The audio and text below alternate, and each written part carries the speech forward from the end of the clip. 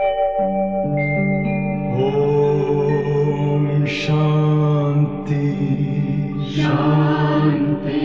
ओम शांति शांति। अंतर मन में ज्योति जगा लो, होगा दूर अंधेरा।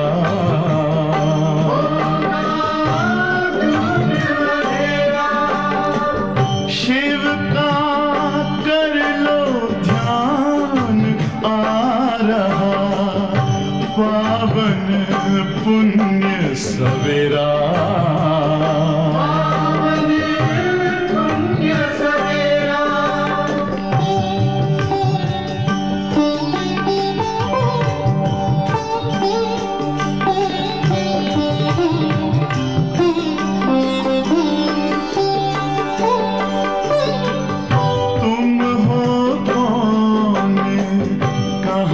से आए अपने आप को जानो, राजयोग के द्वारा अपना परम पिता पहचानो। इसी राजपथ पर चलकर पालो अपना बसेरा।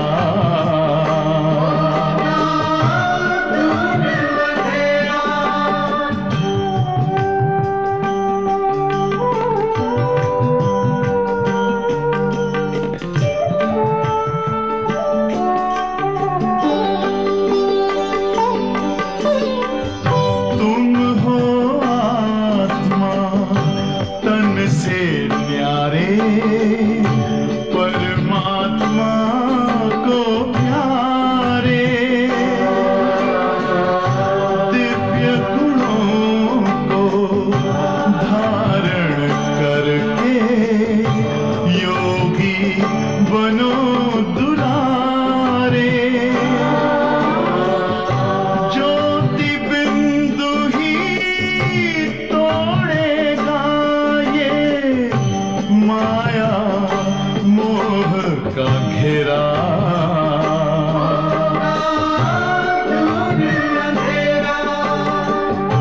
अंतर मन में ज्योति जगा लो, होगा दूर अंधेरा।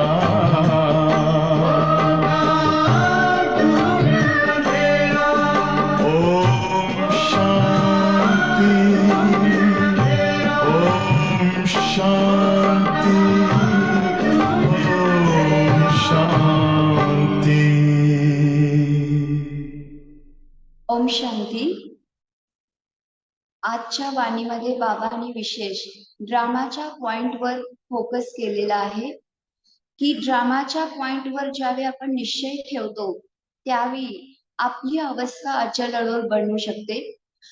आपल्याला वाटतं की माझ्या जीवनात खूप चांगलं व्हायला पाहिजे, पण हे असं का होतं?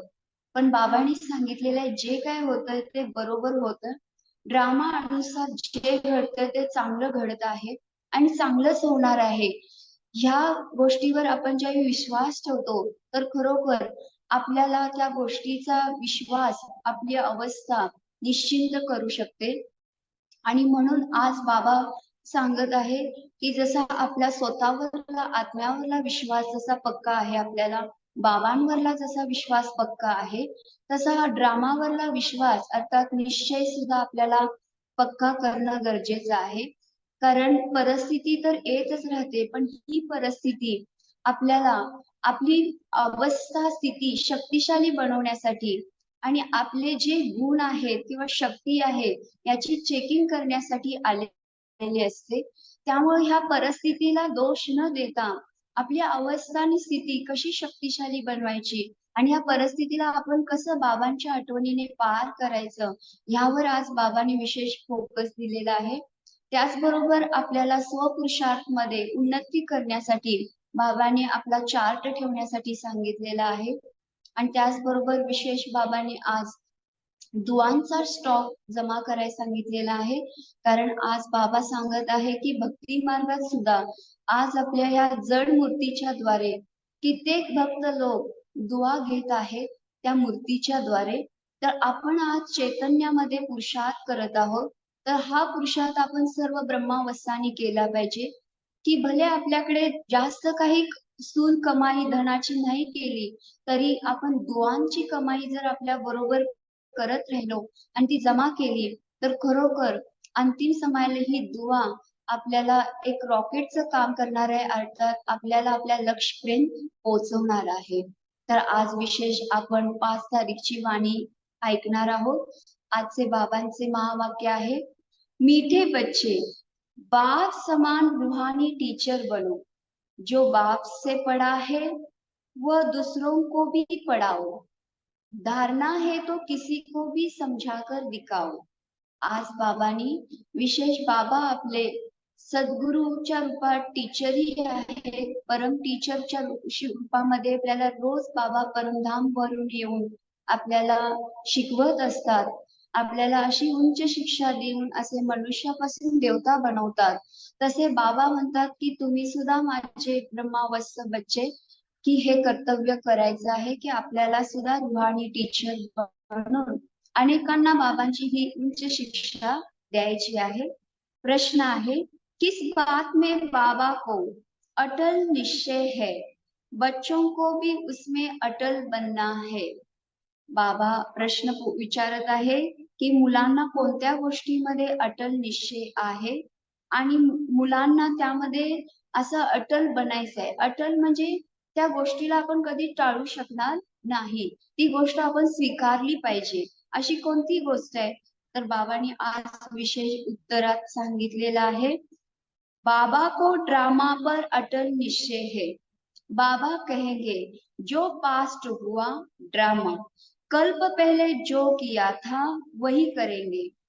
ड्रामा तुम्हें ऊपर नीचे नहीं करने देगा, परंतु अभी तक बच्चों की अवस्था ऐसी बनी नहीं है, इसलिए मुख से निकलता है, ऐसे होता तो ऐसे करते, पता न होता तो यह नहीं करते.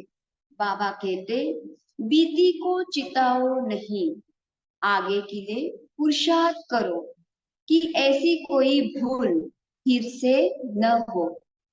बाबा आपल्याला पुढे पुरुषार्थ मार्गामध्ये जाण्यासाठी हे आपल्याला इशारा देत आहे की झालेल्या गोष्टींचं चिंतन करू नका, जे झालेलं आहे त्याला फुल स्टॉप लावून पुढच्या पुरुषार्थासाठी आपण आपला मार्ग निवडला पाहिजे. ओम शांती. रूहानी बाप रूहानी बच्चों को बैठ समझाते हैं. बाबा खुद कहते हैं कि मैं जब आता हूँ तो किसी को पता नहीं पड़ता, क्योंकि मैं गुप्त हूँ. शिव बाबा गुप्त है. घर में भी जब आत्मा प्रवेश करती है तो प्रवेश होने का मालूम थोड़ी पड़ता है. तिथि तारीख निकल न सके, जब घर से बाहर निकलती है तब वह तिथि तारीख निकलती है, तो बाबा की प्रवेशता की तिथि तारीख का भी पता नहीं लगता. तो बाबा कहते कब प्रवेश किया, कब रथ में पधारे, कुछ भी पता नहीं पड़ता.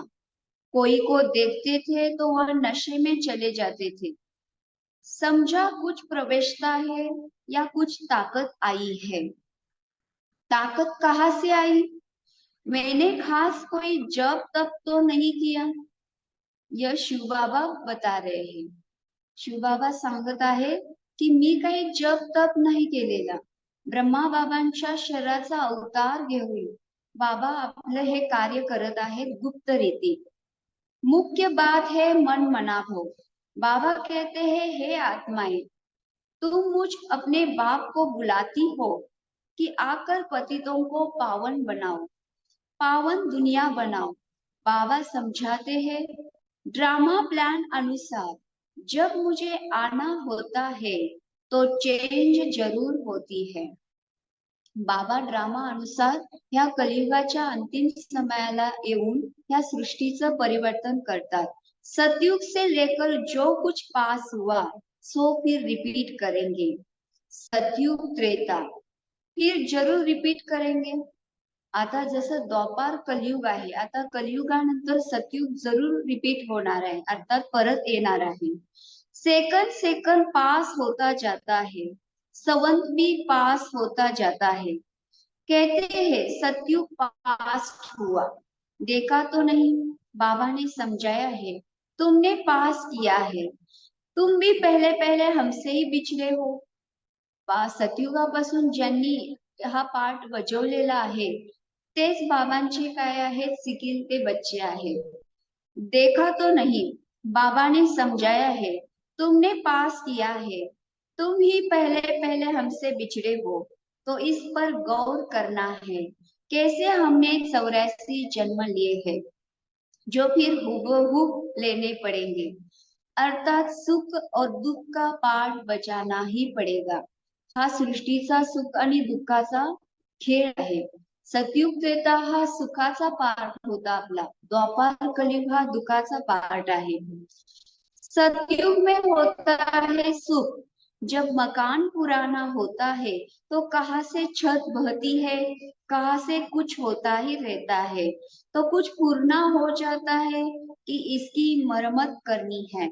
जब बहुत पुराना हो जाता है तो समझा जाता है यह मकान रहने लायक नहीं है. तसे आता ह्या कलियुगाची अवस्था आहे. आता हे कलियुग आता विनाश होणार आहे. या दुनियेवर आता परत नवीन दुनिया सतयुगी येणार आहे. नई दुनिया के लिए ऐसे नहीं कहेंगे, अब तुम नई दुनिया में चलने के लिए लायक बनते हो. हर चीज पहले नई फिर पुरानी होती है. तुम पहले बच्चों को यह ख्याल में आता है और कोई बातों को समझ न सके, रामायण आदि सुनाते रहते हैं, उसमें ही बिजी रहते हैं. तुम भी इसी धंधे में बिजी थे. अब बाबा ने कितना समझदार बनाया है. बाबा कहते बच्चे, अब यह पुरानी दुनिया खत्म होने वाली है. बाबा आपल्याला ह्या सत्य गोष्टीविषयी आठवण करून देत आहेत. आता विनाश होणार आहे, अब नई दुनिया में चलना है. ऐसे भी नहीं सब चलेंगे, सब मुक्तिधाम में बैठ जाए, यह भी कायदा नहीं है. प्रलय हो जाए. तुम जानते हो यह पुरानी दुनिया और नई दुनिया का बहुत ही कल्याणकारी संगम युग है. अब चेंज होनी है, फिर शांतिधाम में जाएंगे. अब चेंज अर्थात नवीन दुनिया इथे स्थापन होणार, पण त्याआधी आपण कुठे जाणार, आपल्या शांतिधाम मुक्तिधाम घरी जाणार आणि तेथून मग परत सतयुगामध्ये आपला पाठ बजावण्यासाठी खाली येणार. वहां सुख के भासना की कोई बात नहीं. गायन है, यज्ञ में विघ्न पड़े सो तो पढ़ते ही रहते हैं, कल के बाद ही पढ़ते रहेंगे. तुम अब पक्के हो गए हो. यह स्थापना विनाश का कोई छोटा काम नहीं है. बाबा म्हणतात की सतयुगाची स्थापना आणि हा विनाश हे काही छोटं काम नाहीये. विघ्न किस बात में पड़ते हैं. बाबा कहते काम महाशत्रु है, इस पर ही अत्याचार होते हैं.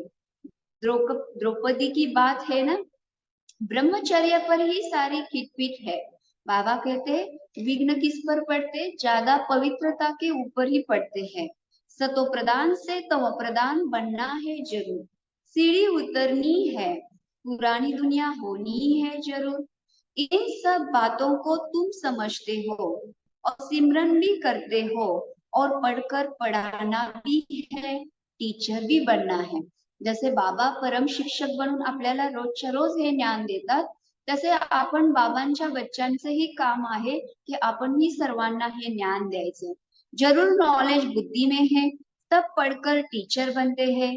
फिर टीचर से जो सीखकर होशियार होते हैं तो गवर्नमेंट उनको पास करती है. तुम भी टीचर हो, बाबा ने तुमको टीचर बनाया. एक टीचर क्या कर सकते हैं, तुम सब रूहानी टीचर हो. आज बाबांनी आपल्याला सर्वांना रूहानी टीचरचं टायटल दिलेलं आहे. तो बुद्धि में नॉलेज होनी चाहिए. ज्ञान तो बिल्कुल एक्यूरेट है, मनुष्य से देवता बनने का. अभी जितना तुम बच्चे बाबा को याद करते हो तो लाइट आती रहती है। कौन सी लाइट? बाबा की शक्तियों की लाइट आती रहती है। मनुष्यों को साक्षात्कार होता रहेगा, क्योंकि आत्मा प्योर बनेगी ही याद से। फिर किसको साक्षात्कार भी हो सकता है? बाबा मददगार भी बेटा है। बाबा हमेशा बच्चों का मददगार है। आज बाबा विशेष म्हणतात की मी मुलांचा कायम स्वरूपी मददगार सहयोगी आहे। पढ़ाई में नंबरवार है। हर एक अपनी बुद्धि से समझ सकते हैं मेरे में कितनी धारणा है। अगर धारणा है तो किसको समझाकर दिखाओ। यह है धन। धन देते नहीं तो कोई मानेगा नहीं कि इनके पास धन है। जसं ते स्थूल धन आहे तसे हे ज्ञान धन आहे। हे ज्ञान धन जितके आपण दान करू तितकी आपली कमाई वाढत जाणार आहे। धन दान करेंगे तो महादानी कहेंगे। महारथी महावीर बात एक ही है, सब एक जैसे हो न सके। तुम्हारे पास कितने आते हैं? एक एक से बैठ माथा मारना होता है क्या? वो लोग अखबार द्वारा बहुत बातें सुनते हैं तो बहुत चमकते हैं, फिर जब तुम्हारे पास आकर सुनते हैं तो कहते हैं हमने परमत पर क्या किया, यह तो बहुत अच्छा है। अर्थात ज्यावेळी त्यांना इथे येऊन सत्य कळतं, ज्ञान काय आहे, परमात्मा काय आहे, त्यावेळी त्यांना आपल्या भक्ती मार्गातला ज्ञान मार्गातला फरक कळतो। एक एक को ठीक करने में मेहनत लगती है, यहाँ भी कितनी मेहनत लगती है। फिर भी कोई महारथी, कोई घोड़ेसवार, कोई प्यादा, यह ड्रामा में पार्ट है। यह तो समझते हो आखिरी जीत तुम्हारी ही होनी है। जो कल पहले बने थे वही बनेंगे। जे कल्पपूर्वी जे देवता पद प्राप्त केलेलं तसंच आता आपण पुरुषार्थद्वारे बनवणार आहे किंवा ते पद प्राप्त करणार आहे। पुरुषार्थ तो बच्चों को करना ही है। असं नाही की आपण नुसतं ड्रामावर सोडून बसायचं आहे की जे ड्राम्यात असेल मग तेच मिळेल, नहीं। बाबाने आज विषय सांगितलेला आहे की आपल्याला पुरुषार्थ मेहनत तर करावीच लागणार आहे। तुम पूछ सकते हो, बाबा कहते हैं कि बाबा राय देंगे, समझाने की कोशिश करो। पहले तो शिव बाबा के मंदिर में जाकर सर्विस करो। इन बाबा कहते उनको शिव के मंदिर में जाकर यह पूछ सकते हो कि यह शिवलिंग अर्थात यह कौन है, इस पर क्यों पानी चढ़ाते हैं, तुम अच्छी तरह जानते हो, इसलिए बाबा कहते पूछ सकते हो। अगर कहते हैं कहीं आग लेने या मालिक होकर बैठे हैं, यह दृष्टांत भी तुम्हारा है। तुम जाते हो जगाने के लिए, तुमको निमंत्रण देकर बुलाते हैं, तो ऐसा निमंत्रण आए तो खुशी होनी चाहिए। मंदिरातून कुठून आपल्याला जर बाबांचा संदेश देण्यासाठी निमंत्रण आलं तर बाबा म्हणतात खुशी झाली पाहिजे का? कारण ह्याद्वारे अनेकांना बाबांचा संदेश मिळत राहणार। काशी आदि में बड़े बड़े टाइटल देते हैं, भक्ति में कितने ढेर मंदिर है, यह भी एक धंधा है। कोई अच्छी स्त्री देखी तो उनको गीता कंठ कराया आगे कर देते हैं, फिर जो कमाई होती है वह मिल जाती है। ये भी कुछ नहीं, रिद्धि सिद्धि बहुत सीखते हैं, ऐसे स्थानों पर जाना चाहिए। तुम बच्चों को भी कभी शास्त्रार्थ नहीं करना चाहिए, तुमको तो जाकर सिर्फ बाबा का परिचय देना है। आज बाबा विशेष सांगत आहे की भक्ती मार्गाच्या काही विस्ताराच्या गोष्टीवर जास्त वादविवाद केला नाही पाहिजे। आपल्याला फक्त बाबांचा संदेश द्यायचा आहे। मुक्ति जीवन मुक्ति दाता एक है, उनकी महिमा करनी है। वह कहते अपने को आत्मा समझ मुझे याद करो। बाकी मन मनावों का अर्थ यह नहीं कि गंगा में जाकर स्नान करो। मामेकम का अर्थ यह एक कि आपको याद करो। मैं प्रतिज्ञा करता हूँ मैं तुमको सब पापों से मुक्त करूंगा। आज बाबा विशेष मुलांना प्रतिज्ञा करत आहे की तुम्ही जर माझी आठवण केला तर मी तुम्हाला सर्व पापांपासून अर्थात आपल्या आत्म्यावर जो 63 जन्मांचा पापांचा बोजा आहे तो सगळा काय करणार बाबा? नष्ट करना। जब से रावण आया है तब से पाप शुरू हुए, द्वापर से। तो उच्च पद पाने का बहुत पुरुषार्थ करना है। पोजीशन के लिए मनुष्य रात दिन कितना माथा मारते हैं, यह भी पढ़ाई है। मग बाबा म्हणतात लौकिक दुनियेमध्ये पद पोझिशन प्राप्त करण्यासाठी किती माथा किती प्रयत्न करतात, आणि इथे तर आपल्याला 21 जन्मांसाठी किती मोठं उंची पद मिळणार आहे, तर आपण किती मेहनत घेतली पाहिजे। इसमें कोई किताब आती उठाने की बात नहीं, 84 का चक्कर तो बुद्धि में आ गया, कोई बड़ी बात नहीं है। एक एक जन्म की डिटेल थोड़ी बताते हैं। 84 जन्म पूरे हुए, अब हम आत्माओं को वापस घर जाना है। आत्मा जो पतित बनी है उनको पावन जरूर बनना है। सबको यही कहते रहो, माँ में कम याद करो। बच्चे कहते बाबा योग में नहीं रह सकते। अरे तुमको सम्मुख कह रहा हूं कि मुझे याद करो, फिर योग अक्षर तुम क्यों कहते हो? बाबा म्हणतात याद अक्षर सहज आहे, याद म्हणजे आठवण। जसं आपण लौकिक नातेवाईक संबंधांची आठवण सहजरित्या करतो, तसे बाबांची ही आठवण आपण सहजरित्या आपण केली पाहिजे। त्यासाठी बाबांशी आपण आपला संबंध जोडणं गरजेचं आहे। योग कहने से तुम भूलते भी हो, बाबा को याद कौन नहीं कर सकता। लौकिक माँ बाप को कैसे याद करते हो, यह भी तो माँ बाप है ना। प्रत्येक जन्मात आपण आपले आई वडील बदलत आलेलो आहे, ते तर विनाशी नातं आहे। हे तर बाबांचं आणि आपलं अविनाशी नातं आहे। बाबा आपले अविनाशी पिता आहे, माता आहे। तो यह भी पढ़ते हैं, सरस्वती भी पढ़ती है, पढ़ाने वाला एक ही बाप है। तुम जितना पढ़ते हो फिर औरों को समझाते हो। बाबा कहते बच्चे शास्त्र पढ़ने जब तक करने से मुझे प्राप्त नहीं कर सकते हो, बाकी फायदा क्या है। बाबा म्हणतात भक्ती मार्गात तुम्ही कितीही मेहनत घ्या, जप तप या तीर्थयात्रा करा, फायदा काही नाही। म्हणून बाबा इथे आपल्याला भक्तीचं फळ हे सहज ज्ञान आणि राजयोग शिकवत आहे। भक्ती मार्गामध्ये आपण सीडी उतरतच आलेलो आहे। बाबा ने आज विशेष सांगितले की तुम्हारा कोई दुश्मन नहीं, फिर भी तुमको समझाना है जरूर कि पाप और पुण्य कैसे जमा होता है। रावण राज्य के बाद फिर तुमने पाप करना शुरू किया है। ऐसे भी बच्चे हैं जिनको नई दुनिया पुरानी दुनिया क्या है यह भी समझाने नहीं आता है। म्हणून बाबा विशेष आज परम शिक्षक बनून कोणत्या कोणत्या गोष्टी आपण समजवल्या पाहिजे, सांगितल्या पाहिजे, ह्या सांगत आहेत की नवीन दुनिया काय आहे, पुराणी दुनिया काय आहे। नवीन दुनिया जी स्वर्ग आहे, जे आता स्थापन होत आहे, आणि पुराणी दुनिया ही जी नरक आहे, जिथे आता आपण आहे, आणि या दुनियेत राहून आपण आता पुरुषार्थ करत आहोत नवीन दुनियेत जाण्यासाठी।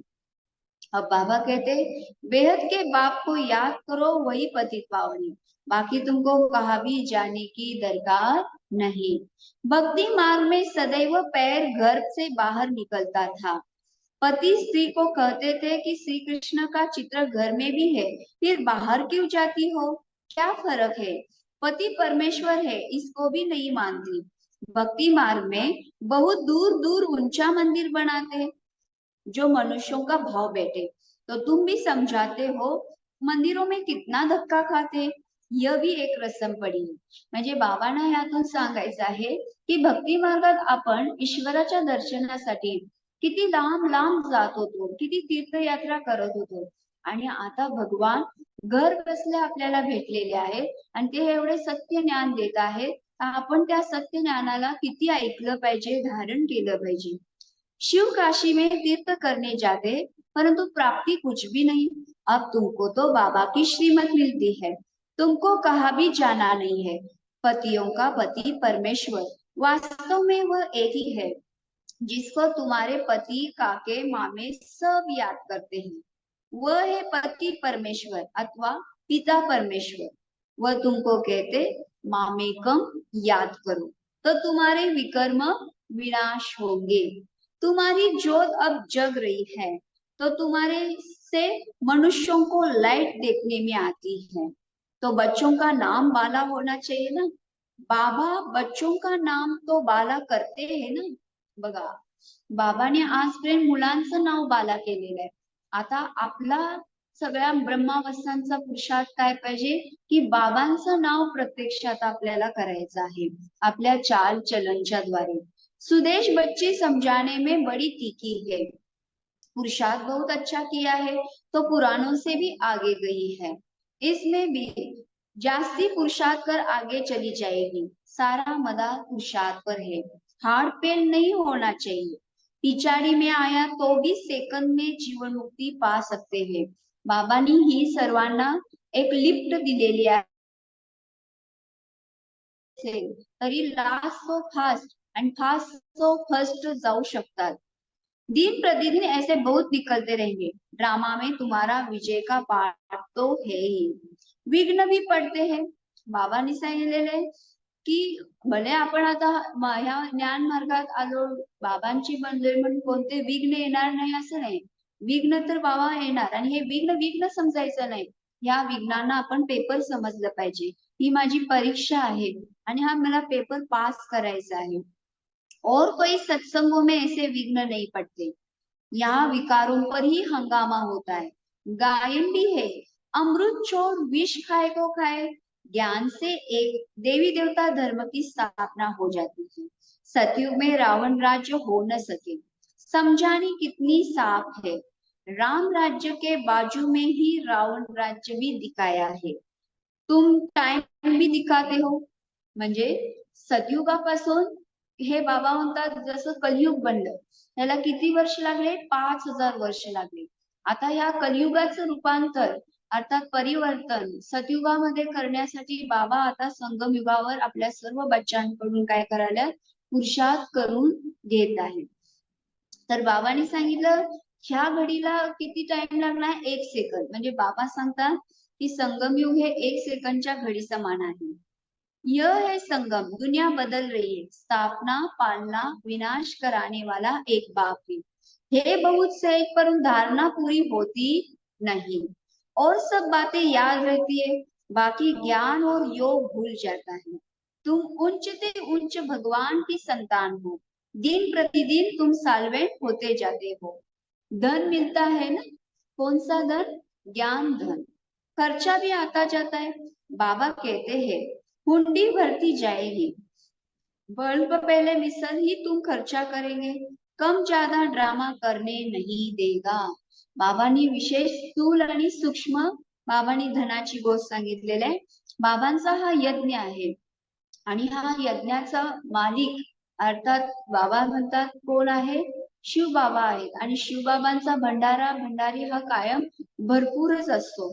बाबांनी सांगितलेले आहे की कधी कमी जास्त कधी ड्रामा खर्च करू देणार नाही, ॲक्युरेट सगळ्या गोष्टी चालत असतात यज्ञामध्ये।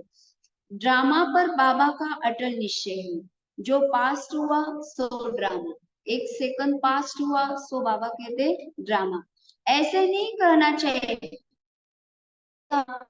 यह नहीं कर, अभी वह अवस्था आई नहीं है। कुछ ना कुछ मुख से निकल जाता है फिर फील होता है। काय काय मुलांच्या हातून चूक होते, मग त्यांना चूक झाल्यानंतर समयानंतर पश्चाताप होतो किंवा रिअलाइज होतं। पण बाबा म्हणतात की कुठल्या चुकीचं ज्यावेळी त्या क्षणी रिअलाइज करून आपण ज्यावेळी बाबांच्याकडून माफी मागतो किंवा परिवर्तनाची आपण प्रतिज्ञा करतो तर त्या क्षणी बाबा आपल्याला माफ करत असतात। पण झालेल्या चुकीबद्दल कंटिन्यू आपण त्याचं चिंतन करून स्वतःला बाबा म्हणतात गिल्टी फील करू द्यायचं नाही, कमजोर होऊ द्यायचं नाही। आपण त्या चुकीतून शिक्षा घेऊन पुढे गेलं पाहिजे। बाबा कहते बीती को चिताओ नहीं, आगे के लिए पुरुषार्थ करो कि ऐसी भूल फिर न हो। इसलिए बाबा कहते चार्ट लिखो, इसमें बहुत कल्याण है। रोज रात्री झोपायच्या आधी आपण आपला चार्ट लिहिला पाहिजे की आज दिवसभरात माझा योगाचा चार्ट किती आहे, म्हणजे त्या चार्ट मध्ये माझे योगाचा जो वेळ आहे तो वेळ वाढला का कमी झाला, दिवसभरात माझे व्यर्थ निगेटिव्ह संकल्प किती चालले, ह्या जर गोष्टीचं आपण चेकिंग केलं तर आपण त्यानुसार आपली उन्नती करू शकतो। अर्थात आपल्याला जे काही आपल्याला कमी कमजोरी सोडायची आहे तर त्या कमी कमजोरीला समाप्त करण्यासाठी आपण जास्त पुरुषार्थ करतो। बाबा ने एक तो देखा कि सारी जीवन कहानी लिख रहे थे, समझते बच्चे सीखेंगे, यहाँ फिर श्रीमत पर चलने में ही कल्याण है, यहाँ झूठ भी चल न सके। नारद का मिसाल है, चार्ट से फायदा बहुत है, बाबा फरमान करते हैं तो बच्चों को फरमान पर चलना चाहिए. बाबांचा आज विशेष फरमान आहे, म्हणजे आज बाबांचं विशेष श्रीमत आहे की प्रत्येक बच्चाने आपला चार्ट ठेवला पाहिजे, आपल्या योगाचा चार्ट ठेवला पाहिजे, आपल्या अवस्थेचा चार्ट ठेवला पाहिजे आणि त्यानुसार रोजच्या रोज चेकिंग करून आपली रोजच्या रोज दिवसेंदिवस उन्नती झाली पाहिजे. उन्नती अर्थात जी काही कमी कमजोरी आहे त्या कमी कमजोरीला आपण समाप्त करण्याचा पुरुषार्थ केला पाहिजे. अच्छा, मीठे मीठे सिखिलते बच्चों प्रति माँ पिता बाप दादा का याद प्यार और गुड मॉर्निंग. रूहानी बाप की रूहानी बच्चों को नमस्ते. हम रूहानी बच्चों की रूहानी माता पिता बाप दादा को याद प्यार गुड मॉर्निंग और नमस्ते. तर पूर्ण मुरलीचं धारणा सार आहे. पहिली पॉइंट, ज्ञान धारण कर दूसरों को समझाना है. ज्ञान धन दान करके महादानी बनना है. सगळ्यात सर्वश्रेष्ठ धन हे ज्ञान आहे. त्यामुळे ह्या ज्ञान धनाला बाबांनी सांगितलेलं आहे की जितकं आपण दान करू तितके आपण महादानी बनणार आहे. किसी से भी शास्त्रार्थ न कर बाबा का सत्य परिचय देणार. म्हणजे बाबा म्हणतात जास्त विस्तारात भक्ती मार्गाच्या गोष्टींमध्ये न जाता बस आपल्याला सार एक बाबांचा परिचय सर्वांपर्यंत पोहोचवायचा आहे. दुसरी पॉइंट, तुम्हें बीती बातों का चिंतन नहीं करना है. झालेल्या गोष्टींचा बाबांचा चिंतन करायचं नाही. ऐसा पुरुषार्थ करना है जो फिर कभी भूल न हो. भले झालेल्या चुकांमधून आपण जर सुधारणा केली आणि आपण सुधारणा करून जर अटेन्शन ठेवलं की इथून पुढे आपल्याला कुठली चूक करायची नाही. अपना सच्चा सच्चा चार्ट रखना है. त्यासाठी बाबांनी सांगितले की आपला खरा खरा चार्ट ठेवा. वरदान आहे, योग द्वारा ऊंची स्थिति का अनुभव करने वाले डबल लाइट फरिश्ता भव. योग द्वारा ऊंची स्थिति का अनुभव करने वाले डबल लाइट फरिश्ता भव. आप राजयोगी बच्चे योग में ऊंची स्थिति का अनुभव करते हो. हठ योगी फिर शरीर को ऊंचा उठाते हैं. आप कहाँ भी रहते ऊंची स्थिति में रहते हो, इसलिए कहते योगी ऊंचा रहते हैं. आपके मन की स्थिति का स्थान ऊंचा है क्योंकि डबल लाइट बन गई है. वैसे भी कहा जाता कि फरिश्तों के पांव धरती पर नहीं रहते. फरिश्ता अर्थात जिनका बुद्धि रूपी पाव धरती पर न हो, देहबान में न हो, पुरानी दुनिया से कोई लगाव न हो. म्हणजे आज बाबांनी आपल्याला डबल फरिश्ता बनण्यासाठी वरदान मध्ये सांगितलेलं आहे की आपली स्थिती कशी पाहिजे, उंच पाहिजे. तसं शिवबाबा कुठे राहतात, उंच ते उंच परमधाम मध्ये राहतात. मग आपण पण आपली बुद्धी शिवबाबांच्या इथे लावण्यासाठी आपण काय केलं पाहिजे, बाबांसारखं अशरीरी बनलं पाहिजे. ज्यावेळी आपण अशरीरी बनतो त्यावेळी आपला कुठल्याही देहधाऱ्याशी आपला रिश्ता राहत नाही. अर्थात बाबा म्हणतात की फरिश्ता बनायचा असेल तर देहधाऱ्यांशी बाबा म्हणतात कुठलाही बुद्धीचा रिश्ता नसला पाहिजे. त्याच वेळी आपली बुद्धी एकाग्र शिवबाबांमध्ये होणार.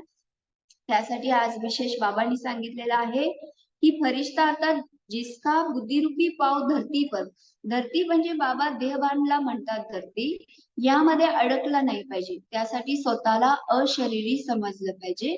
अशरीरी आपण ज्यावेळी समजतो त्याच वेळी आपल्याला अशरीरी शिवबाबांची आठवण निरंतर राहते.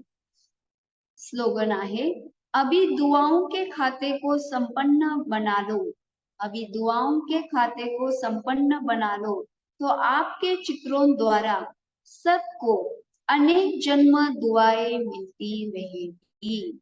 आज बाबा विशेष काय सांगत आहे की आपला जसं बाबांनी आपल्याला अनेक खजाने दिलेले आहेत, या अनेक खजान्याने आपलं खातं काय करायचं आहे, परिपूर्ण बनवायचं आहे, संपन्न बनवायचं आहे.